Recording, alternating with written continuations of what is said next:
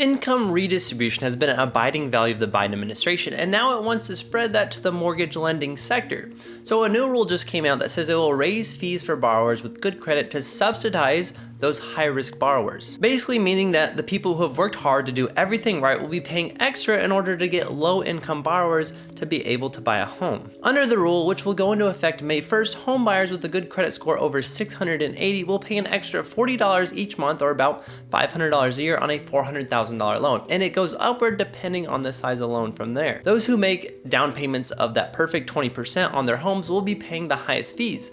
Those payments will be used to subsidize those high-risk borrowers who will be paying the lower fees. This is something called socialization of risk, and it basically means that people with good credit scores will be paying extra because there will be new borrowers that will carry more risk. And those who carry more risk have more likelihood to default on those loans, so in order for the banks to not get screwed over and lose a bunch of money, and if they make the high credit scores pay the fees, then they won't get screwed over themselves. Now, I'm not trying to be political or anything, but essentially this is a socialist policy that will screw over those who work the hardest. This is not only goes against good economic policies, but it means the taxpayers will be on the hook for those higher default rates when they come in because, obviously this policy is going to bring on higher defaults. The 20% down payment is like a financial discipline that encourages buyers to seek homes that they can actually afford, and it gives buyers skin in the game when they're borrowing for their home. So no one really wants to default on a mortgage when they could lose tens or even hundreds of thousands of dollars in equity that they've built up in their home. The director of the Federal Housing Finance Agency, Sandra Thompson, says the new rule will increase pricing support for purchase borrowers limited by income or wealth. And the Biden administration, basically, they want to make homeownership more possible for more people with less income, but selling houses to people that can't afford it has not been a good idea, especially in the past. I mean, this principle was almost the same principle that got everyone in trouble back in the 2008 crisis. In 2008, banks were giving out loans to people who couldn't afford them, and surprise, surprise, people that couldn't afford homes were forced to then sell. This process of the bank selling the home because the owner can't pay for it is something called a foreclosure. And the whole reason for the 2008 crisis was people were given homes that they can't afford to pay on them. And well, if this same similar program is put in place, this knowingly will cause a higher foreclosure rate. And that's essentially why the fees are going to be higher for the good borrowers, because they know it could cause more foreclosures. To me, in a way, this feels similar to the beginning of the 2008 crisis, but I would really like to know what you guys think. To me, if we're putting into people into homes that they might not be able to afford and they could foreclose on, that could bring a bunch of supply to the market, which is what the 2008 crisis was. Even in the past 4 months, the foreclosures have been increasing quite rapidly, and these new policies, well, they're not going to be helping the foreclosure rates by any means. They're only going to make it worse. The FHFA regulates federal mortgage guarantees by Fannie Mae and Freddie Mac, which are backed by the taxpayers. So this rule is meant to make housing more affordable, but by goosing the demand for homes at the lower end of the market,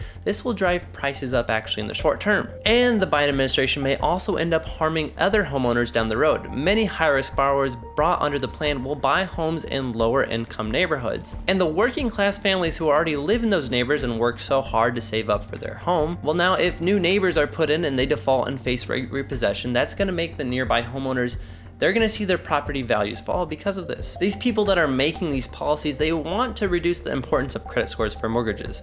And that doesn't make any sense, because these scores are designed to measure the risk of someone paying their loans back. So if they have a bad score, it means they're more likely to be risky and that it's more likely to default. So why would we get rid of a system that, I don't know. The fees in question, which are generally called the risk-adjusted guarantee fees, have historically been used to compensate the agencies for loans with higher risk defaults. This is not a penalty on low-income borrowers who can get a good credit score by demonstrating consistent ability to repay debts. High-income borrowers can end up with a less than stellar credit score by overspending, being flaky on recurring payments, or mishandling their credit card balances. But the biggest problem here is just fairness. And taxpayers already subsidize those mortgages for low-income borrowers through the Federal Housing Administration already. And now they want to punish those who have maintained a good credit while rewarding those who haven't, in the name of making more housing equal, but they are pursuing this in an inequitable program. Penalizing poor credit habits is one thing, but when you start penalizing people who have worked their whole butt off just to get to the point where they are and they feel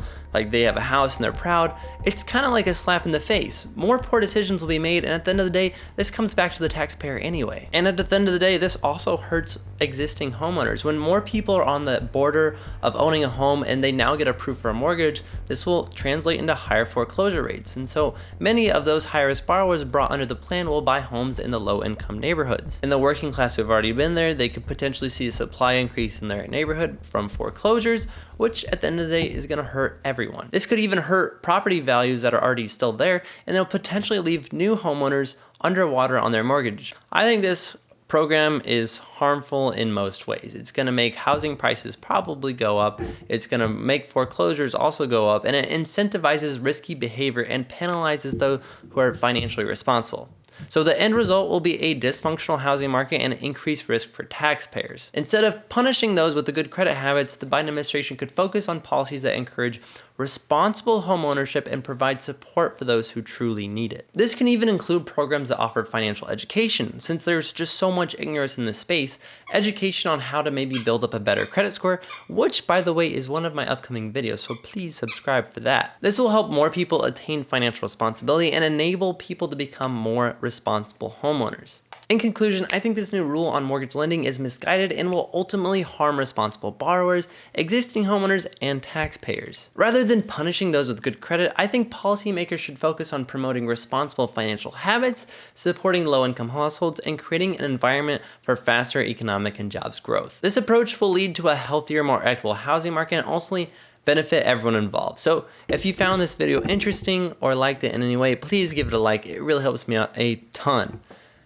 And thank you for sticking around, and I hope this was informative in some way. I will see you on the next one.